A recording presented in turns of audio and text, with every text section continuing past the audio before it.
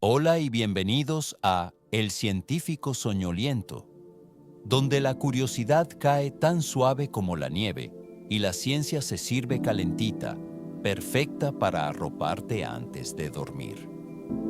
Esta noche nos vamos a viajar muy lejos en el tiempo, cientos de millones de años atrás, cuando nuestro planeta estaba envuelto en un abrazo helado. Sí, hablamos de la Tierra bola de nieve, una época en la que los glaciares llegaron hasta el Ecuador.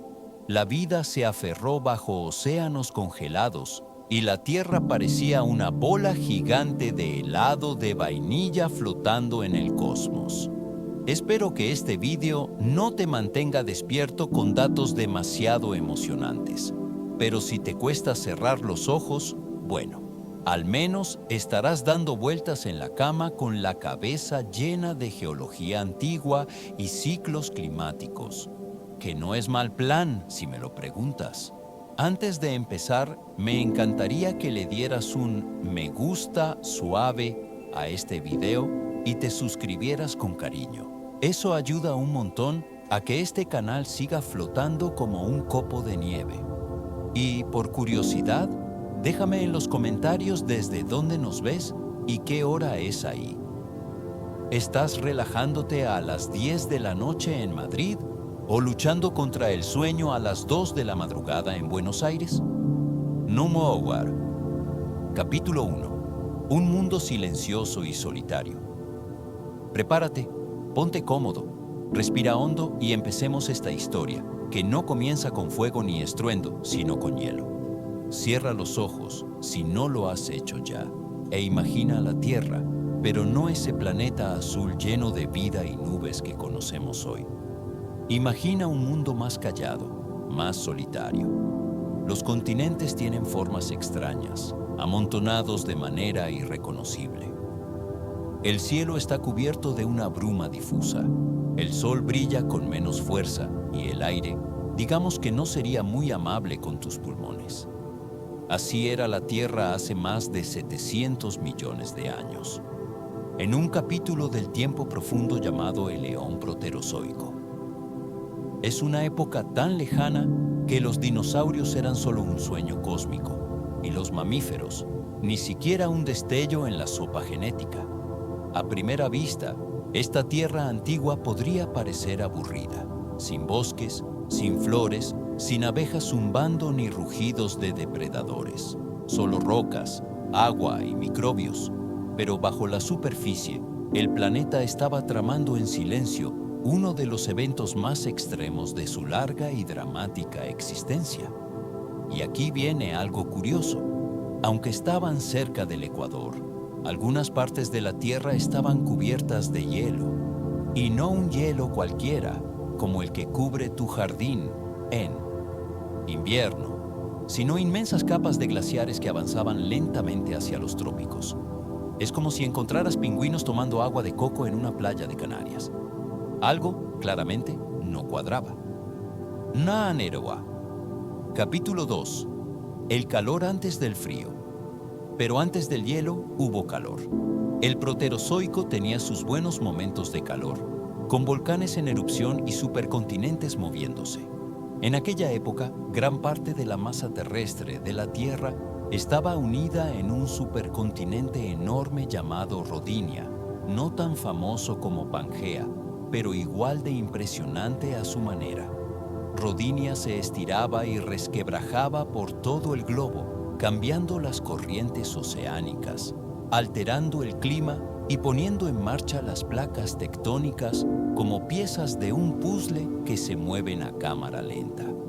Estos movimientos no eran solo un capricho geológico. Cuando Rodinia empezó a romperse, cambió el equilibrio entre tierra y mar, y eso tuvo consecuencias enormes para el clima. Más costas significaban más lluvias significaban más erosión, y más erosión significaba que se absorbía más dióxido de carbono de la atmósfera. Y aquí está el quid de la cuestión. El CO2 es uno de los principales gases de efecto invernadero de la Tierra, así que, al reducirse, menos calor se quedaba atrapado. El planeta comenzó a enfriarse, despacio, pero sin pausa. Pero no le echemos toda la culpa a Rodinia. El Sol también era más joven y menos brillante entonces. Los científicos calculan que brillaba un 6% menos que ahora. Puede parecer poco, pero en términos planetarios, es la diferencia entre una tarde cálida y un congelador gigante. Si a eso le sumas que no había animales, ni árboles, ni apenas actividad biológica, tienes un planeta que no era muy bueno reteniendo calor. La Tierra estaba patinando sobre una fina capa de hielo térmico, y no hacía falta mucho para que se hundiera en una glaciación de verdad. Capítulo 3. El avance del hielo.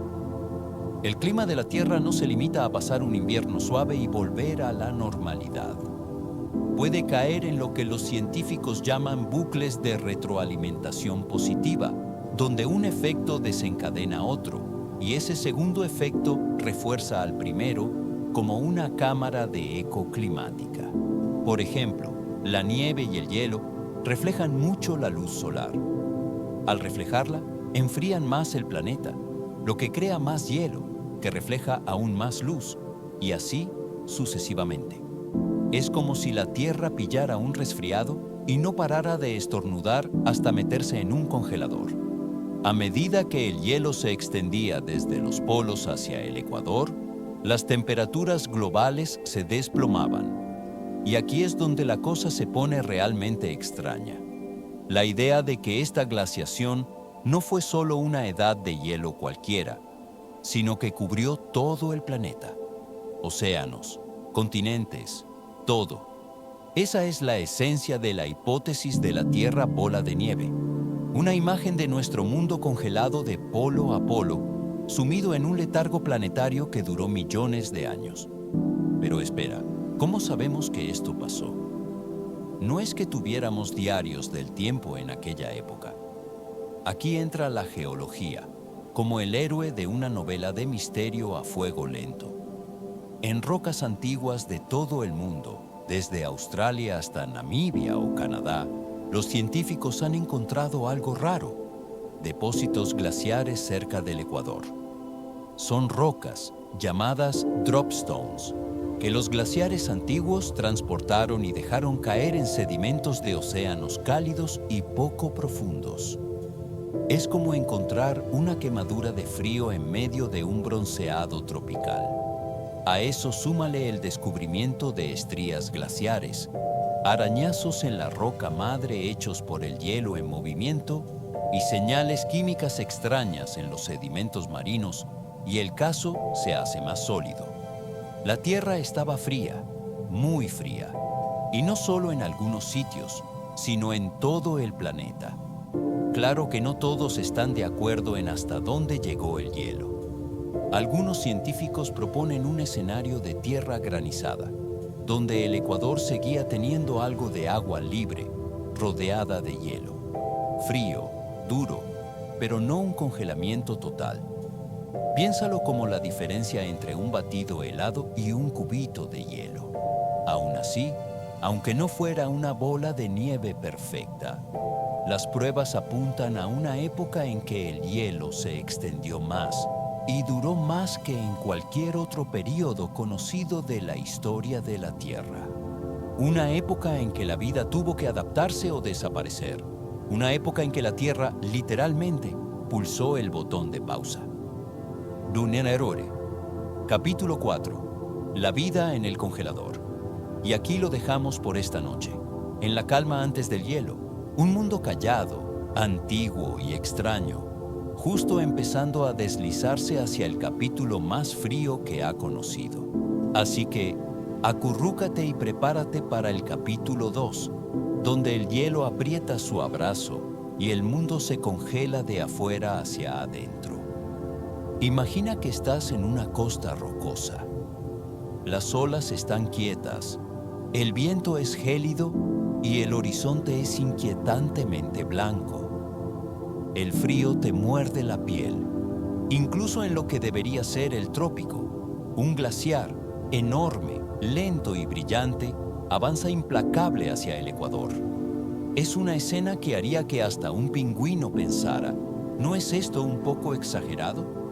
Este es el comienzo de la edad de hielo más severa de la Tierra, no un simple día de invierno, sino un congelamiento planetario. El evento de la Tierra bola de nieve no pasó de la noche a la mañana. Fue un desastre a cámara lenta que se desarrolló durante miles, incluso millones de años. Pero una vez que empezó, las cosas se pusieron heladas a toda velocidad. Entonces, ¿cómo se mete un planeta en un congelador por accidente? El principal sospechoso es una cascada de bucles de retroalimentación. La Tierra, verás, es una drama queen cuando se trata del clima, capaz de cambios bruscos cuando caen las piezas correctas del dominó. Y una de las primeras en caer fue el dióxido de carbono. Como mencionamos antes, la ruptura de Rodinia creó nuevas costas y dejó al descubierto roca fresca a los elementos. La lluvia, el viento y el clima desgastaron esas rocas, desencadenando un proceso llamado meteorización química. Cuando las rocas de silicato se descomponen, absorben dióxido de carbono de la atmósfera. Es un proceso lento, pero a lo largo de grandes periodos de tiempo es increíblemente efectivo. El resultado, una reducción a largo plazo del CO2 atmosférico. Piénsalo como si la Tierra intentara relajarse, respirando un poco demasiado profundo durante demasiado tiempo. Y cuando los niveles de CO2 bajaron lo suficiente, las temperaturas globales le siguieron. Menos CO2 significa menos calor atrapado cerca de la superficie, y menos calor significa más hielo. Y aquí está el truco. El hielo refleja la luz solar.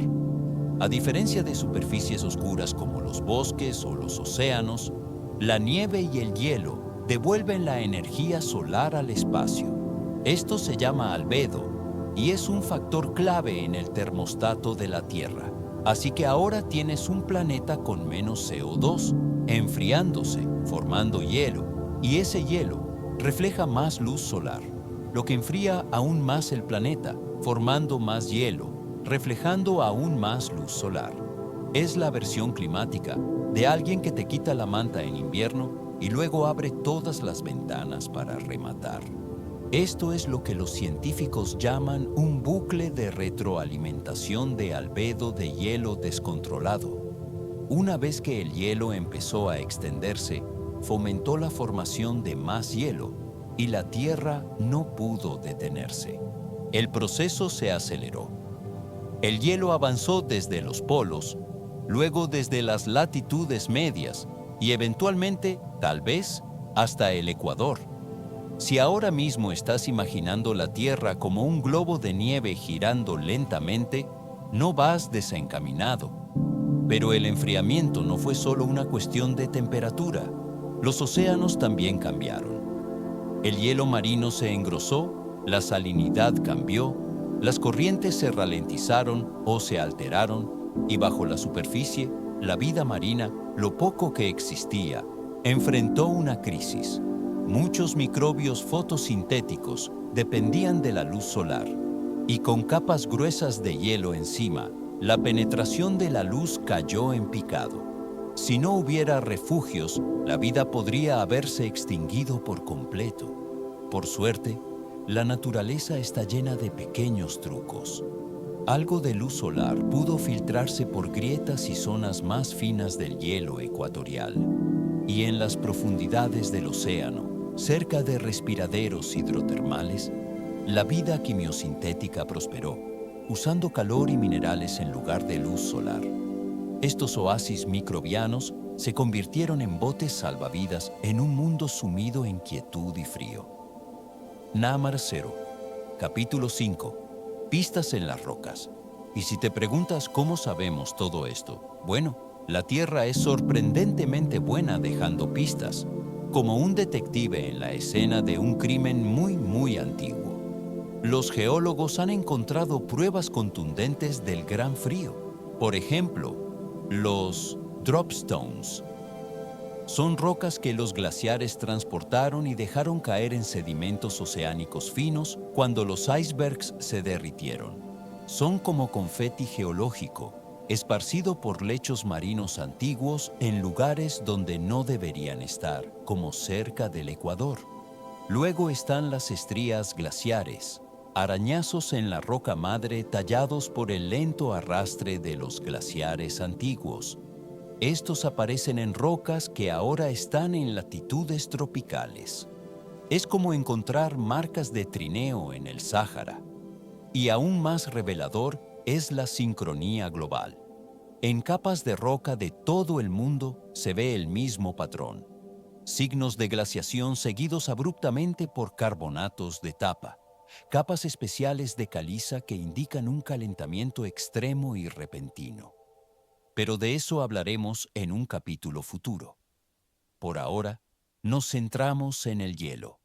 Entonces, con el hielo avanzando desde todos lados y el termostato de la Tierra atascado en modo ártico, ¿cómo era el mundo en realidad? Bueno, si pudieras orbitar el planeta en una nave espacial, suponiendo que no te congelaras, verías una esfera blanca y brillante. Tierra, océano, nubes, todo cubierto por una gruesa manta de hielo y nieve. La atmósfera era fina, seca y extrañamente silenciosa. Los vientos aullaban, pero no había pájaros que los surcaran. El único movimiento venía de los glaciares que avanzaban lentamente y de los respiraderos hidrotermales que burbujeaban en las profundidades del hielo oceánico. Y aún así, en ese silencio helado, la vida resistió. Los microbios se aferraban a las rocas, se acurrucaban en grietas o flotaban justo bajo el hielo, alimentándose de cualquier migaja de energía química que pudieran encontrar. No era mucho, pero era suficiente. Suficiente para sobrevivir, suficiente para mantener viva la llama de la vida durante la noche más larga y fría de la Tierra. Porque esta no era el fin de la historia. No, el hielo era solo la mitad del cuento. La Tierra pudo haberse convertido en una bola de nieve, pero no se quedó así para siempre. En algún lugar, en las entrañas del planeta, la presión crecía.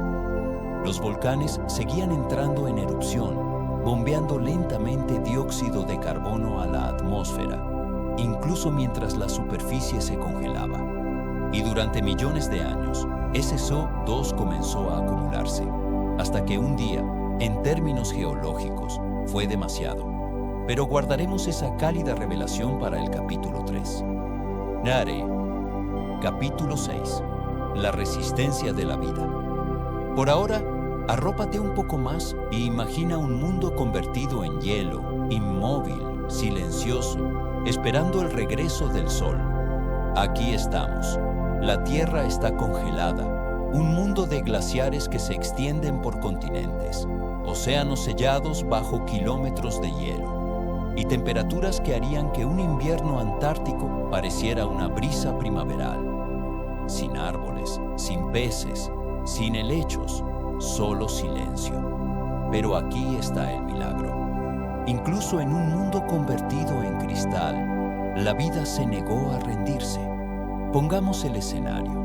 Esto es hace más de 600 millones de años, y la Tierra está atrapada en un evento de bola de nieve total. Por lo que sabemos, la superficie está completamente cubierta de hielo, tal vez hasta 1 kilómetro de espesor en algunos lugares. Si de alguna manera estuvieras allí, el horizonte sería una infinidad blanca. Los mares congelados, la tierra enterrada, los cielos finos y sin color. Pero acerquémonos, más profundo, bajo la corteza helada de los océanos, donde la luz del sol apenas roza, o tal vez no llega en absoluto. La vida sigue adelante, en silencio, con tenacidad. La mayor parte es microbiana, nada de animales aún, ni plantas meciéndose en las corrientes, solo organismos antiguos y diminutos, cianobacterias, arqueas y extremófilos, sobreviviendo en las condiciones más duras imaginables. Si la superficie de la Tierra estaba en hibernación, estos pequeños sobrevivientes eran como brasas brillando entre las cenizas, esperando a que el mundo se calentara. Un posible refugio. Los respiraderos hidrotermales son grietas en el fondo marino donde el calor interno de la Tierra se filtra al océano, liberando fluidos cálidos y ricos en minerales. Incluso durante los eventos de bola de nieve, estos respiraderos seguían burbujeando. A su alrededor, colonias de microbios prosperaban sin necesitar luz solar en absoluto. Usaban quimiosíntesis, convirtiendo químicos como el sulfuro de hidrógeno en energía. Es un truco ingenioso y uno que aún vemos hoy en algunos de los lugares más remotos de la Tierra, como en las profundidades del Océano Pacífico, donde gusanos tubulares y almejas forman ecosistemas extraños alrededor de fumarolas negras. En la era de la bola de nieve, estos sistemas de respiraderos pudieron ser los bastiones de la vida. Pero no eran la única opción. Algunos científicos creen que había refugios, áreas donde el hielo era más fino o estaba roto, tal vez cerca del Ecuador. El hielo tenía solo unos metros de grosor, lo suficiente para dejar pasar un poco de luz, justo para que la vida fotosintética pudiera sobrevivir a duras penas. Imagina esteras microbianas aferradas a la parte inferior del hielo, como algas creciendo en el tejado de una cueva congelada. Estos hábitats bajo el hielo podrían parecerse a los ecosistemas de hielo marino que vemos hoy en el Ártico y la Antártida. En esas zonas heladas, comunidades enteras de vida habitan en las capas inferiores, viscosas y heladas. Pequeños crustáceos, bacterias y algas bailando a cámara lenta, suspendidos en canales salobres. Incluso en pleno congelamiento, la Tierra no se apagó por completo. Claro, no era una vida fácil. Eran ecosistemas de baja energía. Sin grandes explosiones de productividad, todo se movía despacio. Los microbios se reproducían menos, los nutrientes eran escasos, pero la vida no es exigente. La vida se adapta. Una Besaru, capítulo 7. Estromatolitos y supervivencia. Y tomémonos un momento para valorar eso, porque la capacidad de la vida para resistir en condiciones tan brutales nos dice algo profundo, no solo sobre la historia de la Tierra, sino sobre la vida misma. Es tenaz.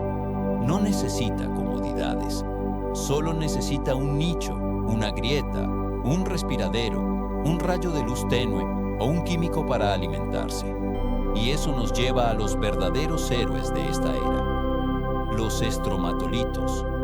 Son estructuras en capas construidas por colonias de cianobacterias, algunas de las formas de vida más antiguas de la Tierra. Antes del evento de la bola de nieve, los estromatolitos estaban por todas partes, decorando mares poco profundos con sus formas abultadas, como arrecifes. Durante el congelamiento, muchos desaparecieron, pero algunos pudieron resistir, especialmente en regiones geotérmicas más cálidas. Hoy encontramos fósiles de estromatolitos antiguos en rocas que datan de miles de millones de años, un testimonio silencioso de la perseverancia microbiana. Y en algunos lugares raros, como la bahía de los tiburones en Australia, los estromatolitos aún crecen hoy, pequeños vestigios vivos de la vida primigenia de la Tierra. Y aquí va un pensamiento curioso para meter bajo la almohada. Si los microbios sobrevivieron a la Tierra bola de nieve, ¿podrían sobrevivir en otros planetas congelados? Los astrobiólogos creen que sí. Si algún día encontramos vida en lunas heladas como Europa o Encélado, lunas con océanos subterráneos bajo gruesas capas de hielo, podría parecerse mucho a lo que sobrevivió en nuestros periodos de bola de nieve, microbiana escondida en sistemas de respiraderos o aferrada a la parte inferior del hielo, zumbando en silencio en la oscuridad total. De hecho, estudiar los periodos de bola de nieve de la Tierra se ha convertido en una especie de ensayo para la vida extraterrestre. Nos muestra que la vida no necesita calor ni sol, solo necesita un pequeño punto de apoyo y tiempo. Pero no todos lo lograron.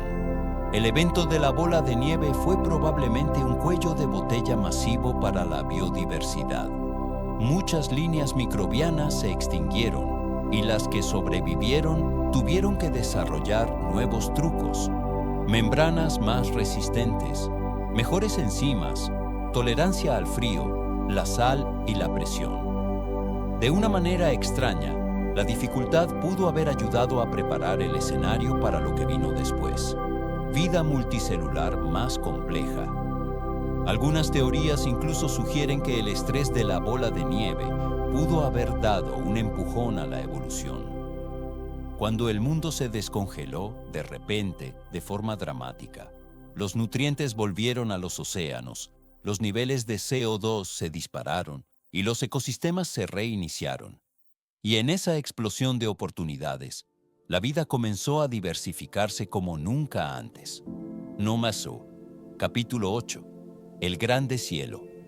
Pero nos estamos adelantando.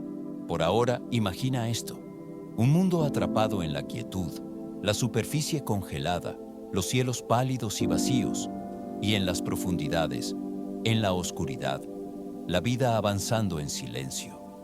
Microbios en sus fortalezas heladas, entonando sus nanas químicas, generación tras generación. No lo sabían, pero estaban manteniendo la línea, preservando la llama biológica de la Tierra para que no se apagara por completo. Y en unos pocos millones de años, llegaría el deshielo. Así que, respira hondo y deja que esa idea se asiente. La vida, en sus formas más pequeñas, ha soportado fuego, hielo, veneno y presión, y lo hizo mucho antes de que nosotros camináramos por la Tierra. Es un pensamiento reconfortante que la resiliencia está escrita en nuestro propio ADN. La próxima vez, en el capítulo 4, abriremos las rocas para ver qué nos cuentan. Porque mientras los microbios sobrevivían en las sombras, la Tierra estaba grabando en silencio su lucha en piedra. La Tierra no escribe con tinta, escribe con capas, con roca, con polvo, con el tiempo acumulado lentamente, prensado y endurecido en memoria. Cuando queremos saber qué pasó hace cientos de millones de años, mucho antes de los fósiles de animales, mucho antes de los bosques o los huesos, no buscamos diarios ni pinturas rupestres. Buscamos las cicatrices y los susurros que dejó la piedra. Y cuando se trata de la Tierra bola de nieve, el planeta nos dejó algunas migajas geológicas fascinantes. Empecemos con una de las cosas más extrañas que un geólogo puede encontrar: depósitos glaciares en los trópicos. No son simples guijarros, son dropstones, que los glaciares transportaron y luego soltaron en sedimentos oceánicos blandos y fangosos, cuando los icebergs que los sostenían se derritieron. Caen con un plop silencioso, se asientan en el lecho marino y con el tiempo quedan atrapados por capas de sedimento que se compactan. Y aquí es donde la cosa se pone realmente desconcertante. Encontramos estos dropstones en lugares como Namibia, Australia, Brasil y Canadá, regiones que estaban cerca del Ecuador cuando se depositaron esas rocas. Es como descubrir que hubo una pelea de bolas de nieve en el Ecuador en pleno verano. Estas rocas no están solas. También encontramos pavimentos estriados, lechos de roca rayados y surcados por el movimiento de los glaciares. Puedes pasar los dedos por esos surcos hoy y estás tocando literalmente el roce antiguo de una capa de hielo perdida. Es casi poético, como estrechar la mano a través del tiempo con el fantasma de un glaciar Y luego están los carbonatos de Tapa. Son capas delgadas y distintivas de caliza y dolomita que se encuentran justo encima de los depósitos glaciares. En términos geológicos, son como un glaseado extendido cuidadosamente sobre los restos rocosos de una tierra congelada. Lo que los hace fascinantes es que se formaron rápidamente en mares poco profundos y contienen señales químicas que sugieren niveles extremadamente altos de CO2 atmosférico. ¿Cómo pasas de océanos cubiertos de hielo a mares tropicales de carbonato en un parpadeo geológico? Esa pregunta es exactamente por qué los carbonatos de Tapa son una pista tan crucial. Nos dicen que el final de la Tierra bola de nieve fue tan dramático como su comienzo. Cuando la Tierra finalmente escapó del gran congelamiento, el deshielo fue rápido e intenso. ¿Y los carbonatos de Tapa?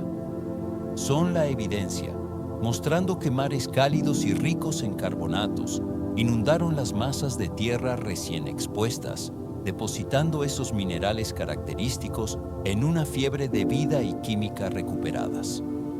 Pero no nos adelantemos demasiado. Acrapro, capítulo 9. El trabajo de los detectives geológicos. Por ahora, maravíllate con el trabajo de detective que hay detrás de esto. Los geólogos han pasado décadas armando esta historia, analizando proporciones de isótopos, midiendo firmas magnéticas antiguas para determinar latitudes y usando datación radiométrica para construir una línea temporal. No es que encuentren una roca y digan, ajá, claramente esto es de hace 720 millones de años. Es más como armar lentamente un puzzle de 10.000 piezas sin la caja.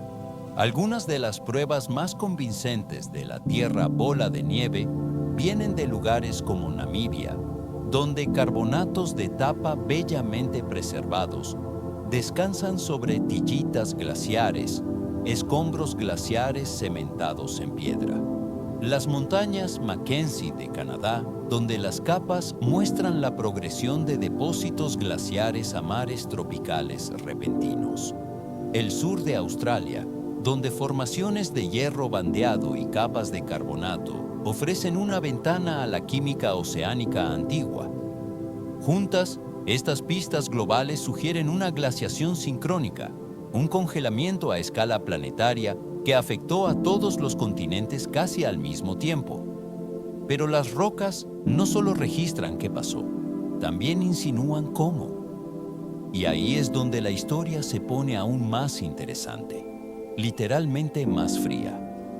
Por ejemplo, algunos sedimentos contienen formaciones de hierro bandeado, que suelen aparecer cuando aguas ricas en hierro se encuentran con oxígeno. Estas capas sugieren que los océanos, una vez estratificados y bajos en oxígeno, fueron repentinamente agitados y oxigenados, posiblemente por el deshielo y la llegada de nueva vida. Luego están los isótopos de azufre y las excursiones de isótopos de carbono, que sugieren interrupciones masivas en el ciclo del carbono, como lo que esperaría si los niveles de CO2 se dispararan tras millones de años de acumulación volcánica bajo el hielo. En otras palabras, la Tierra no solo estaba congelada, estaba conteniendo la respiración, y cuando llegó el deshielo, exhaló con fuerza. Tomemos un momento aquí. Las rocas pueden parecer cosas sin vida, pero en cierto modo son narradoras. Pacientes, estoicas, llenas de detalles para quienes saben escuchar. Han soportado tormentas, terremotos, el arrastre de continentes y recuerdan. Es notable de verdad que podamos reconstruir un capítulo tan lejano a partir de pistas incrustadas en acantilados y afloramientos. Las rocas nos dicen no solo que hubo una tierra bola de nieve, sino hasta dónde se extendió el hielo, cómo respondieron los océanos y cómo sobrevivió la vida al frío. Y en esas rocas también encontramos las semillas de lo que vino después: calor, recuperación y posiblemente el comienzo del gran experimento que llamamos vida compleja. Pero aún no estamos ahí. Primero, necesitamos entender cómo escapó la Tierra del congelamiento, porque no se derritió como un muñeco de nieve cualquiera en primavera. Hizo falta millones de años de trabajo volcánico silencioso, expulsando dióxido de carbono a la atmósfera, erupción tras erupción, antes de que el planeta se calentara lo suficiente para romper el ciclo. Circe. Capítulo 10. La gran evasión. En el capítulo 5, cabalgaremos esa marea creciente de CO2 hacia una de las reversiones climáticas más dramáticas de la historia planetaria. Hasta entonces, imagina la claridad silenciosa de la piedra antigua, cómo zumba con recuerdos, y cómo, a veces, los lugares más fríos cuentan las historias más cálidas. Imagina la Tierra, atrapada en hielo, silenciosa y brillante, como si todo el planeta hubiera pausado para tomar aliento. Durante millones de años, los glaciares han avanzado por los continentes. Los océanos se han escondido bajo tapas heladas y la atmósfera, fría, seca y callada. Pero en las profundidades, bajo la superficie, algo se mueve. La Tierra pudo haberse congelado, pero su núcleo nunca dejó de arder. Bajo la gruesa cáscara de hielo glacial, los volcanes siguen entrando en erupción incansablemente, liberando dióxido de carbono a la atmósfera en silencio, con persistencia, como una tetera a fuego lento. Y esa es la clave de la gran evasión de la Tierra. Empecemos con un poco de contexto. En condiciones normales, templadas, el CO2 volcánico acaba siendo absorbido de nuevo por la Tierra. La lluvia lo arrastra de la atmósfera, reacciona con rocas de silicato, forma carbonatos y se lava hacia el mar. Es un ciclo encantador, de verdad, el termostato natural de la Tierra. Pero durante la Tierra bola de nieve, ese termostato estaba roto. La Tierra estaba cubierta de hielo, los océanos sellados, la meteorización, el proceso clave que elimina CO2, se había detenido casi por completo. Sin lluvia empapando las rocas, sin ríos llevando carbono al mar, lo que significaba que cada bocanada de gas volcánico se quedaba en el aire, acumulándose como vapor en un baño cerrado. Durante millones de años, la concentración de CO2 en la atmósfera creció lentamente, erupción tras erupción. Y aquí es donde la cosa se pone intensa. El CO2 es un gas de efecto invernadero y uno potente. Cuanto más tienes, más calor se atrapa cerca de la superficie, incluso si esa superficie está enterrada bajo kilómetros de hielo. Eventualmente, la atmósfera alcanzó un punto de inflexión crítico. Los científicos estiman que los niveles de CO2 pudieron haber subido hasta 350 veces más que los de hoy.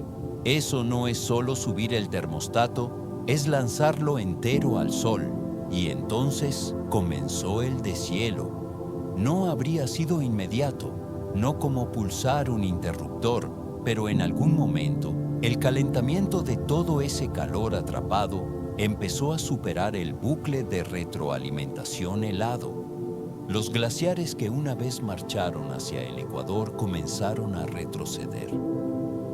El hielo marino se agrietó y se adelgazó. El agua de deshielo se acumuló en la superficie. El espejo blanco de la Tierra empezó a desvanecerse. Y entonces las cosas se aceleraron, porque una vez que el hielo comenzó a derretirse, el efecto albedo, ese enfriamiento impulsado por el hielo reflectante, empezó a funcionar al revés. La Tierra y el agua más oscuras absorbían más luz solar. Eso añadía más calor, lo que derretía más hielo, que absorbía más luz solar, y así sucesivamente. Un efecto invernadero descontrolado, pero esta vez en dirección al calentamiento. Las temperaturas no solo volvieron a ser agradables, se dispararon. Las pruebas geológicas sugieren que las temperaturas globales promedio pudieron haber alcanzado niveles tropicales, tal vez hasta 50 grados Celsius en algunas zonas. La Tierra había pasado de bola de nieve a sauna. Los océanos respondieron con una alegría caótica. Durante millones de años habían estado sellados y quietos. Ahora, sin hielo, se agitaron con fuerza. Las aguas frías y estratificadas se mezclaron con capas más cálidas. Los nutrientes atrapados surgieron a la superficie. Los mares se convirtieron en sopas químicas de carbono, azufre, hierro y oxígeno. Y aquí es cuando se formaron los carbonatos de tapa, que mencionamos en el capítulo 4. Esas capas reveladoras de caliza que descansan sobre escombros glaciares. Se cristalizaron rápidamente en los mares cálidos, cuando el dióxido de carbono del aire se disolvió en el agua del océano y precipitó como carbonato de calcio, un suspiro planetario grabado en piedra. Camine a Fe, capítulo 11, una tierra renacida. Pero hay más. A medida que los glaciares se derretían y retrocedían, la tierra quedó de repente expuesta al aire y al agua otra vez. Y con eso vino una meteorización intensa. Torrentes de lluvia cayeron, los ríos tallaron nuevos caminos, las inundaciones corrieron por rocas desnudas. Fue una época de renacimiento geológico, con tasas de erosión tan altas que reconfiguraron paisajes enteros. Los volcanes, ya no silenciados por el hielo, expulsaban cenizas y gases libremente a la atmósfera. Relámpagos cruzaban cielos turbulentos, tormentas rugían sobre costas recién expuestas. Si el silencio helado de la tierra había sido una nana, el deshielo era un solo de batería. ¿Y qué pasó con la vida? Tras millones de años sobreviviendo en refugios sombríos, las comunidades microbianas se encontraron de repente nadando en aguas ricas en nutrientes y oxigenadas. Fue como pasar de un sótano oscuro a un buffet libre bajo luces brillantes. Algunos científicos creen que este periodo desató un impulso evolutivo, un preludio a la explosión cámbrica, cuando la vida multicelular compleja finalmente florecería. Más sobre eso en el próximo capítulo. Pero por ahora, quédate con el puro drama de todo esto. Un mundo una vez congelado, envuelto en kilómetros de hielo glacial, había dado un vuelco, pasando salvajemente a calor, inundaciones y caos. El tipo de cambio que te hace agradecer el clima relativamente tranquilo que solemos disfrutar hoy. Por supuesto, esto no significa que todo fue un paseo. La Tierra tras el deshielo era un lugar volátil, química y biológicamente. Los niveles de oxígeno no subieron de la noche a la mañana. Muchas formas de vida probablemente no sobrevivieron a la transición, pero para los que lo hicieron, el escenario estaba finalmente preparado para algo nuevo. Es un recordatorio poderoso. El cambio, drástico, incómodo, abrumador, puede abrir paso al crecimiento. Así que, mientras te vas quedando dormido esta noche, imagina la Tierra descongelándose lentamente, los glaciares retrocediendo como sombras antes del amanecer, los mares despertando, la luz del sol bailando sobre olas no vistas en millones de años, y los microbios parpadeando en la luz, preparándose para su próximo gran acto. Nese Erioi, capítulo 12, un caos fértil. En el capítulo 6, tras el deshielo, un mundo cambiado. Los glaciares se han ido, pero su marca en la Tierra apenas comienza. Los glaciares han retrocedido, el aire es denso, húmedo, los ríos rugen, tallando roca recién descubierta. Los océanos se agitan y espumean, y por primera vez en millones de años, la luz del sol toca el ecuador sin tener que atravesar una capa de hielo. Bienvenidos a la Tierra, reiniciada. El gran deshielo no fue solo una cuestión de temperatura, fue una conmoción planetaria, una transición de la quietud a la tormenta, del congelamiento profundo al renacimiento dinámico. Imagina cambiar el interruptor del clima de la Antártida a un invernadero hiperactivo en solo unos miles de años. Fue desordenado, fue violento y lo cambió todo. Empecemos por el paisaje. A medida que los glaciares se derretían, no desaparecían silenciosamente en el suelo. Liberaron volúmenes colosales de agua de deshielo, inundando los continentes, rugiendo hacia los mares. Torrentes de sedimento fueron arrastrados en el flujo. Grava, limo, arena, todo lavado de superficies rocosas recién expuestas. El resultado, una erosión sin precedentes. Laderas enteras de montañas quedaron desnudas. Los sistemas fluviales se formaron rápidamente. Los valles se tallaron. Las costas se redibujaron. La tierra parecía haber sido lavada a presión por un conserje cósmico muy entusiasta. Geológicamente hablando, fue una época de hiperactividad. La corteza recién expuesta, meteorizada por lluvia ácida y aire rico en dióxido de carbono, reaccionó vigorosamente. Estas reacciones eliminaron CO2 de la atmósfera, finalmente devolviendo el termostato de la Tierra hacia el equilibrio. Y luego estaban los océanos. Recuerda, durante el periodo de la bola de nieve, los océanos estaban mayormente sellados de la atmósfera, estratificados, anóxicos en algunos lugares. Pero con el deshielo llegó el oxígeno, la mezcla y los nutrientes, muchísimos nutrientes. Esto desencadenó lo que los científicos llaman fertilización oceánica. Todo el hierro y fosfatos que se habían acumulado en las profundidades surgieron hacia la superficie, alimentando una explosión de vida microbiana. Las algas florecieron, las bacterias se multiplicaron. La fotosíntesis se puso a toda marcha. Fue, en muchos sentidos, el primer gran boom biológico del planeta. Imagina un mundo donde los océanos se volvieron verdes de vida, microscópica, sí, pero bullendo, girando, respirando. Y esta fiesta biológica tuvo otra consecuencia.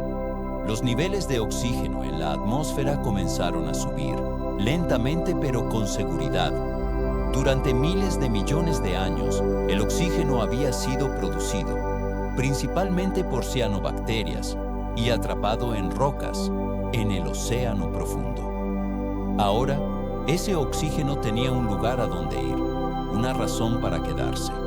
Este cambio en la química oceánica y atmosférica está preservado en el registro rocoso. Los científicos lo ven en forma de cambios en isótopos estables, indicando un aumento en el ciclo del carbono. Sedimentos oxidados que muestran una mayor disponibilidad de oxígeno libre. Y esos famosos carbonatos de tapa que mencionamos antes, formados rápidamente en los océanos cálidos y ricos en minerales que quedaron tras el deshielo. Noreseo, capítulo 13. Las semillas de la complejidad. El mundo postglacial era caótico pero fértil, y en ese caos algo extraordinario pudo haber comenzado: los cimientos de la vida compleja. Antes de los eventos de la bola de nieve, la vida había sido relativamente simple: esteras microbianas, organismos unicelulares, una fiesta muy lenta en términos evolutivos. Pero el estrés ambiental de la Tierra bola de nieve, seguido por el aftermath rico en nutrientes y oxigenado, pudo haber empujado a la evolución a toda velocidad. Es un poco como podar un árbol. El congelamiento cortó cosas con dureza, pero cuando volvió el sol, el crecimiento explotó desde cada nudo. Incluso hay una teoría que dice que esta fase post-deshielo ayudó a preparar el escenario para la explosión cámbrica, que ocurriría decenas de millones de años después. No es que la vida multicelular apareciera inmediatamente después de que los glaciares se derritieran. pero las condiciones se volvieron más favorables que nunca. El planeta estaba más cálido, más húmedo y químicamente enriquecido. El oxígeno subía, los nutrientes eran abundantes, los nichos ecológicos comenzaron a abrirse. Piensa en ello como el planeta entregando boletos dorados para la próxima ronda de experimentos evolutivos. Y ahora, un momento de humildad. Todo esto, cada glaciar, cada dropstone, cada chispa evolutiva, ocurrió en un mundo sin humanos, sin árboles, sin peces, sin pájaros, solo microbios, tiempo y un planeta en constante cambio. Es inspirador darse cuenta de que nuestro mundo moderno está construido sobre la espalda de una historia tan profunda que cada respiro que damos debe algo a una floración de algas olvidada hace mucho en la estela de un deshielo antiguo. Así que, mientras la Tierra se calentaba, no solo sanó, se transformó. Los bosques aún no estaban aquí, ni los dinosaurios, ni siquiera las medusas. Pero en aguas costeras poco profundas, organismos multicelulares simples comenzaron a aparecer. Manchas blandas, plancton colonial, esponjas primitivas. Eran los antepasados, apenas reconocibles, pero inconfundiblemente los primeros pasos hacia la complejidad. El mundo después de la bola de nieve seguía siendo peligroso. Los volcanes retumbaban, las tormentas rugían, los niveles de CO2 permanecían altos por un tiempo.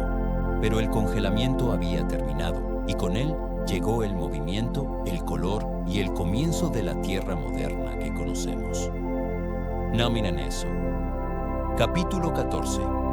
Lecciones del pasado. Hagamos una pausa también para apreciar cuánto hemos aprendido de este capítulo de la historia de la Tierra. La Tierra bola de nieve se ha convertido en un modelo para entender los bucles de retroalimentación planetaria. Cómo pequeños cambios pueden convertirse en transformaciones globales, la resiliencia climática, cómo la vida puede persistir en las condiciones más duras, e incluso la ciencia exoplanetaria, cómo mundos helados alrededor de otras estrellas podrían albergar vida bajo sus capas de hielo. De una manera extraña, la Tierra bola de nieve nos ayuda a entender la fragilidad de nuestro propio momento. Nos muestra que el clima no es fijo, que la vida no está garantizada y que la estabilidad es un regalo precioso y temporal. Así que esta noche, mientras te vas quedando dormido, imagina un mundo recién descongelado. Ríos cayendo por paisajes vírgenes, océanos respirando profundamente por primera vez en eones, microbios nadando en el calor, dividiéndose, evolucionando, soñando con lo que podrían convertirse.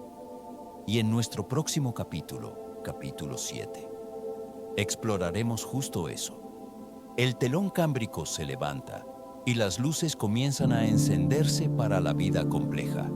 Los glaciares se han ido, el mundo se ha calentado y por primera vez en eones, la Tierra no solo se está recuperando, se está poniendo ambiciosa. Nome Sego, capítulo 15. El amanecer de la complejidad. Bienvenidos al Precámbrico tardío, una época que podría sentirse como el preludio tranquilo antes de una gran sinfonía. La Tierra ha pasado del silencio y el hielo a un ecosistema zumbante y giratorio de vida microscópica. Pero ahora, algo nuevo se mueve en las aguas poco profundas: la complejidad. Este es el periodo que lleva a la explosión cámbrica, una explosión de innovación biológica que se desplegará alrededor de hace 541 millones de años. Pero las raíces de esa revolución fueron plantadas en la estela húmeda y cálida de la Tierra bola de nieve. Rebobinemos un poco y veamos cómo era la vida después del deshielo. Durante miles de millones de años, la Tierra había sido gobernada por procariotas, organismos unicelulares simples como bacterias y arqueas. Pero ahora, después de la Tierra bola de nieve, El escenario está listo para el ascenso de los eucariotas, células con núcleos, orgánulos y un talento para la colaboración. Y con la colaboración llega la multicelularidad. Empezó de manera humilde, como muchas cosas. Grupos de células pegándose juntas, compartiendo tareas, experimentando con especialización. Algunas células se encargaban de alimentarse, otras ayudaban con la estructura. Estos primeros esfuerzos en equipo pueden no sonar glamorosos, pero fueron los primeros bocetos de lo que algún día se convertiría en animales, plantas, hongos y, sí, eventualmente nosotros. ¿Y quiénes eran los primeros jugadores? Una de las estrellas de esta nueva era fue un grupo conocido como la biota de Ediacara, nombrada por las colinas de Ediacara en Australia, donde fueron descubiertos por primera vez. Estas criaturas de cuerpo blando, de aspecto alienígena, vivieron hace unos 575 a 541 millones de años. Eran planas, como frondas o con forma de manchas, y dejaron los primeros fósiles grandes de vida compleja, sin mandíbulas, sin garras, sin huesos, solo impresiones en el sedimento, como los contornos fantasmales de sueños olvidados. Las criaturas de Ediacara eran raras, maravillosas y profundamente misteriosas. Algunas parecían hojas, otras almohadas acolchadas. Había discos, tubos y formas que desafían toda categorización. ¿Eran animales, hongos, amebas gigantes, tal vez algo completamente diferente? Aún no lo sabemos con certeza, pero insinúan la experimentación que estaba teniendo lugar en este mundo recién fértil tras el congelamiento. Los niveles de oxígeno subieron, los ciclos de nutrientes se estabilizaron y los hábitats marinos poco profundos se expandieron. Eran condiciones perfectas para que la evolución intentara algo audaz. Naranero. Capítulo 16. La explosión cámbrica. Y luego llegó el Cámbrico. En un parpadeo geológico hace unos 541 millones de años. La vida estalló en diversidad. Lo llamamos la explosión cámbrica, pero no imagines un estallido. Fue más como un amanecer cósmico, con la luz revelando los colores ocultos de la vida por primera vez. En los mares cámbricos aparecieron de repente animales con caparazones duros, patas articuladas, ojos, bocas y movilidad. Criaturas como los trilobites, acorazados, segmentados y tremendamente exitosos. Anomalocaris, un depredador extraño, parecido a un camarón, con piezas bucales giratorias. Wiguaxia, Opabinia, Ayucigenia, nombres tan extraños como los animales mismos. No eran solo nuevos diseños corporales, eran nuevas posibilidades: depredación, excavación, natación, percepción. La evolución había encontrado su ritmo y comenzó a remixar en todas direcciones. Ahora, para ser claros, la Tierra bola de nieve no causó la explosión cámbrica, pero probablemente preparó el escenario. ¿Cómo? Primero, podando. Las glaciaciones de la bola de nieve pudieron actuar como un cuello de botella evolutivo, eliminando linajes más débiles y permitiendo a los sobrevivientes diversificarse rápidamente después. Segundo, fertilizando. El mundo postglacial era rico en nutrientes, oxígeno y espacio ecológico. Tercero, desestabilizando. El cambio crea oportunidades y la Tierra acababa de pasar por una transformación radical. Es como si el planeta hubiera limpiado el tablero de ajedrez, barajado las reglas y luego entregado a la biología un conjunto completamente nuevo de piezas. Y la biosfera de la Tierra nunca volvió a ser la misma. Desde este punto en adelante, la vida comenzó a complejizarse capa por capa. depredadores y presas, sistemas nerviosos, esqueletos, ecosistemas. La red de la vida se volvió más densa y extraña con cada millón de años que pasaba. La transición de una tierra congelada a una rebosante y floreciente no fue solo un evento geológico, fue un punto de inflexión biológico. El fin de la bola de nieve puso en marcha el largo arco de la evolución que eventualmente llevaría a bosques, flores, peces y filósofos. No, Marisa. Capítulo 17. Un legado de supervivencia.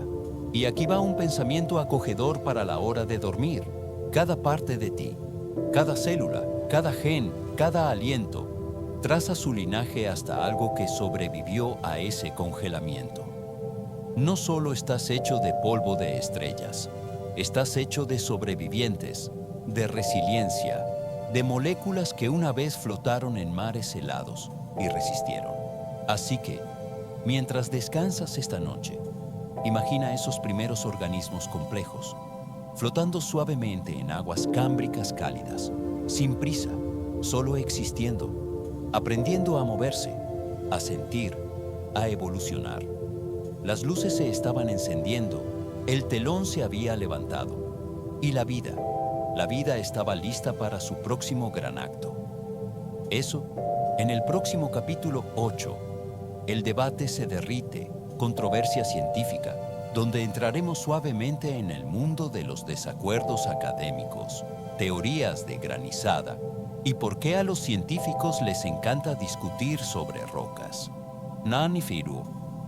Capítulo 18. El debate de la granizada. La ciencia, al contrario de cómo se presenta a veces, no se trata de declarar verdades eternas y seguir adelante. Es más como una discusión continua, muy educada, y a veces no tanto, que se extiende por décadas o incluso siglos. Y cuando se trata de la Tierra bola de nieve, el debate está lejos de estar congelado. La hipótesis de la Tierra bola de nieve, tan elegante y dramática como es, no ha pasado sin cuestionamientos. De hecho, ha desatado uno de los debates más fascinantes y a veces encendidos en la geología y la ciencia climática modernas. Porque aunque la idea de un planeta completamente cubierto de hielo suena poética, no todos están convencidos de que fuera tan extremo. Empecemos con una pregunta que es sorprendentemente difícil de responder. ¿Era la Tierra realmente una bola de nieve o solo un poco granizada? Aquí entra la teoría rival, la Tierra granizada. El modelo de la Tierra granizada sugiere que, aunque los glaciares se extendieron cerca del Ecuador, los océanos ecuatoriales pudieron haber permanecido al menos parcialmente libres de hielo. En esta versión, la Tierra pasó por una edad de hielo brutal, pero quizás no un apagón completo. Imagina océanos granizados bordeados de hielo marino, en lugar de un planeta sellado en cristal. Es un poco menos dramático, pero también quizás un poco más sobrevivible. Uno de los principales argumentos contra un escenario de bola de nieve total es el problema de la vida. Si todo el planeta estuviera congelado con kilómetros de hielo sólido, ¿cómo podrían haber sobrevivido los organismos fotosintéticos? ¿Cómo podría llegar la luz al océano bajo esa tapa helada? Los defensores de la Tierra bola de nieve señalan hielo ecuatorial fino, puntos calientes geotérmicos o refugios aislados donde la vida se aferró. Pero los críticos sugieren que un océano totalmente congelado habría hecho casi imposible la supervivencia de microbios que vivían en la superficie. El modelo de granizada da a la vida unas pocas grietas más para esconderse, literalmente. Luego está la cuestión del grosor del hielo. Una Tierra bola de nieve completa probablemente requeriría capas de hielo de hasta 1 kilómetro de grosor en el Ecuador. Eso es, bueno, mucho hielo. plantea preguntas sobre si tales capas gruesas podrían haberse formado sin detener completamente el ciclo hidrológico. Lluvia, nieve, evaporación. Todas las cosas que el clima de la Tierra necesita para seguir moviéndose.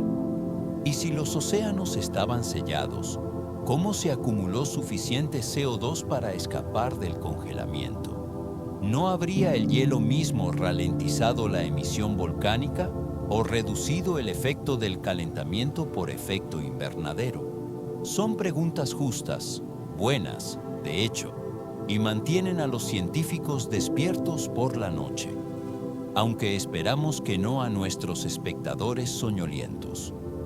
Algunos investigadores también señalan lagunas e inconsistencias en el registro geológico.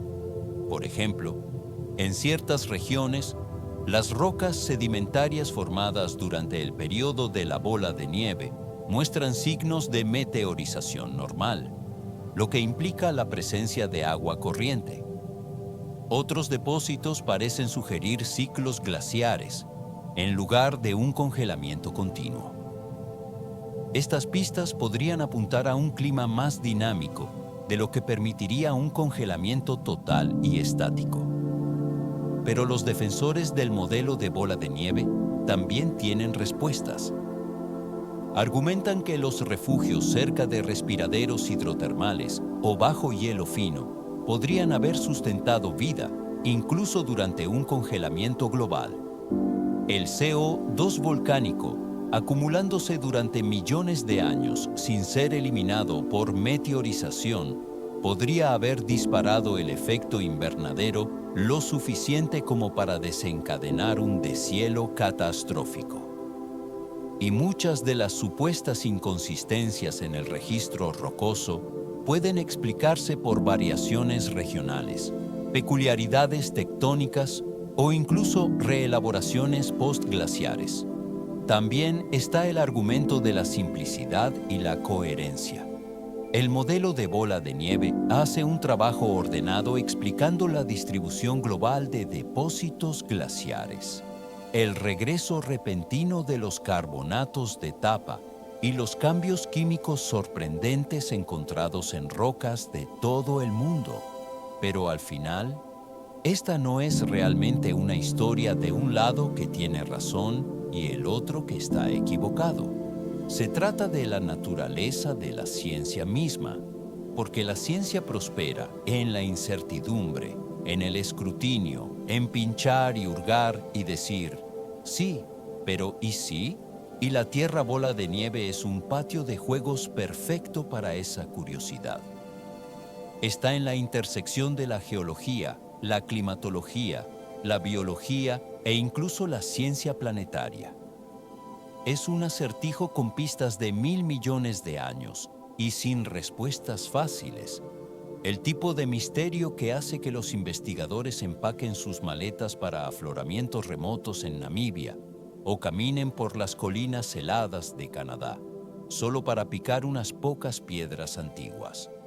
El debate continúa, no con gritos, sino con núcleos de sedimento y proporciones de isótopos y discusiones nocturnas con café y muestras de núcleos. Incluso hoy, a medida que surgen nuevas pruebas y los modelos computacionales se vuelven más sofisticados, los científicos siguen lidiando con los detalles. ¿Cuántos eventos de bola de nieve hubo? ¿Cuán completo fue el congelamiento? ¿Qué vino exactamente antes y después? Algunos incluso preguntan si la Tierra bola de nieve podría volver a ocurrir. No te preocupes, no es probable en el corto plazo. Estamos yendo en la dirección opuesta, desafortunadamente. Y aunque puede que nunca sepamos exactamente cómo se veía el planeta hace 700 millones de años, el debate en sí tiene un valor enorme. Afina nuestras herramientas, expande nuestra imaginación, nos obliga a pensar profundamente sobre qué hace que un planeta sea habitable y cuán delgada es la línea entre estar lleno de vida y estar completamente congelado. Nassau. Capítulo 19. ¿por qué importa la tierra bola de nieve? Así que esta noche, mientras te acurrucas bajo tu manta, piensa en la tierra, no solo como un lugar, sino como un puzzle, un acertijo envuelto en roca, desentrañado lentamente por personas pacientes y apasionadas que discuten amablemente sobre pistas de 1.000 millones de años. Y en el capítulo 9 exploraremos justo eso. ¿Por qué la Tierra bola de nieve aún importa? No solo para los científicos en batas de laboratorio, sino para todos nosotros viviendo en este planeta frágil y siempre cambiante. A primera vista, la Tierra bola de nieve podría parecer una curiosidad antigua, una de esas rarezas del tiempo profundo que pertenece a un mundo tan lejano que es casi mítico. Un capítulo congelado, guardado en rocas de 1.000 millones de años, estudiado por geólogos con sombreros de ala ancha y notas polvorientas. Pero mira un poco más de cerca y verás algo sorprendente. La Tierra bola de nieve importa ahora, tal vez más que nunca. Empecemos por el panorama general. Lo que la hipótesis de la Tierra bola de nieve nos da, más que nada, es una ventana al sistema climático de la Tierra. No solo cómo se comporta en condiciones normales, sino cómo se comporta bajo estrés extremo. Porque esto no fue solo un enfriamiento pasajero, fue una revisión planetaria completa. Un océano congelado, un ciclo hidrológico detenido, la vida aferrándose por las uñas bacterianas, y luego una reversión, un deshielo tan feroz que pudo haber terminado con temperaturas tropicales en los polos. Es una historia de bucles de retroalimentación, de puntos de inflexión climática, de equilibrios delicados que pueden salirse de control con solo el empujón adecuado. Y eso tiene implicaciones muy reales, muy modernas. Hoy, enfrentamos nuestros propios desafíos climáticos, impulsados no por tectónica antigua o soles que se desvanecen, sino por nuestras propias acciones. Los gases de efecto invernadero están subiendo, el hielo se está derritiendo y los sistemas están cambiando. Entender la Tierra bola de nieve nos ayuda a preguntar, ¿qué pasa cuando las retroalimentaciones se aceleran? ¿Cómo responde la Tierra a cambios atmosféricos extremos? ¿Cuáles son las consecuencias a largo plazo de interrumpir el equilibrio climático global? La Tierra bola de nieve es como una prueba de estrés de la Tierra, una mirada a cuán flexible y cuán frágil es realmente este sistema. Pero hay más.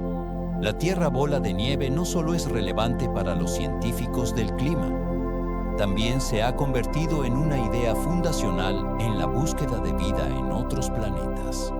Pensemos más allá de la Tierra por un momento. En los confines fríos de nuestro sistema solar, hay lunas heladas como Europa y Encélado, congeladas por fuera, pero con océanos subterráneos que podrían esconder respiraderos cálidos y ecosistemas sombríos y extraños. ¿Te suena familiar? Así como la vida en la Tierra pudo haber sobrevivido al periodo de la bola de nieve aferrándose a respiraderos geotérmicos o oasis bajo el hielo, la vida más allá de la Tierra podría prosperar en nichos similares escondidos. De hecho, cuando los astrobiólogos modelan cómo podría ser la vida en otros lugares, a menudo recurren a los extremos de la Tierra para orientarse. La Tierra bola de nieve se convierte en una especie de manual de referencia biológica, un estudio de caso en resiliencia. Si la vida pudo resistir cuando la Tierra parecía una bola de billar congelada girando por el espacio, tal vez podría hacer lo mismo en otro mundo. Tal vez lo esté haciendo ahora mismo. Inaitiru Eru, capítulo 20, una lección en resiliencia. Y eso nos lleva a algo un poco más filosófico. La Tierra bola de nieve nos recuerda que la vida es tenaz, pero no invencible, que la complejidad es un logro frágil y duramente ganado. que el calor, la estabilidad y el aire respirable no son características permanentes de nuestro mundo. Son regalos, temporales, preciosos y profundamente interconectados.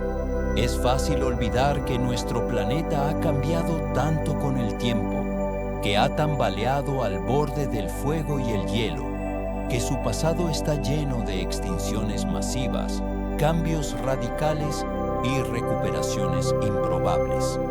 Pero recordar estas cosas ayuda a poner el presente en contexto. Cuando estudiamos la Tierra bola de nieve, no solo estamos mirando un pasado olvidado, estamos aprendiendo cómo funcionan los planetas, cómo los ecosistemas resisten y cómo la vida se adapta o desaparece bajo presión. Y tal vez, de una manera silenciosa, también estamos aprendiendo un poco sobre nosotros mismos, porque cada planta, animal, hongo y humano en este planeta desciende de un sobreviviente de ese congelamiento profundo. Somos el legado de esa resistencia. Somos el calor que siguió al hielo. Así que esta noche, mientras descansas, encuentra consuelo en este pensamiento extraño y hermoso. La Tierra se ha congelado por completo, ha ardido y se ha inundado. Ha visto el fin de casi todo, y aún así, aquí estamos. La Tierra bola de nieve no destruyó la vida, la humilló, la refinó y al final ayudó a moldear la complejidad que vemos hoy, en los arrecifes de coral, en los robles, en tus propias manos. Inena A. Capítulo 21. Un círculo completo. Mientras nos adentramos en el capítulo final, dejaremos atrás el pasado antiguo y volveremos al presente, preguntándonos qué lecciones puede ofrecer este capítulo helado a un mundo que se calienta. Así que cierra los ojos e imagina un planeta silencioso, una vez congelado, ahora girando suavemente en la oscuridad, llevando consigo el recuerdo del hielo y la promesa de la vida. Y así hemos cerrado el círculo, de un mundo helado y brillante a uno rebosante de calor y complejidad, de un silencio roto solo por el lento arrastre de los glaciares a la sinfonía de la vida en toda su infinita variedad. La Tierra bola de nieve no fue solo un capítulo en la historia geológica, fue un crisol, una prueba, una que casi borró la vida, pero también, tal vez, la moldeó en algo más resistente, más innovador y más extraordinario. Hemos viajado a través de cientos de millones de años esta noche, por las glaciaciones antiguas del Proterozoico, hasta los océanos congelados y los pulsos volcánicos, a través del gran deshielo y hacia la evolución temprana de la vida compleja.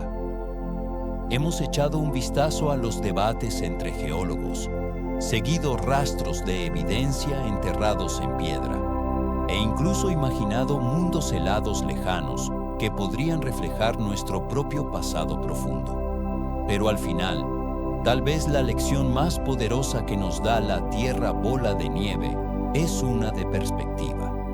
Nuestro planeta, este punto azul brillante que llamamos hogar, ha conocido el caos, ha bailado por extremos y aún así, una y otra vez, la vida ha emergido del frío, no sin cambios, no sin cicatrices, pero viva. Y tal vez eso es algo para llevar contigo, especialmente ahora, en un momento en que nuestro clima está cambiando otra vez.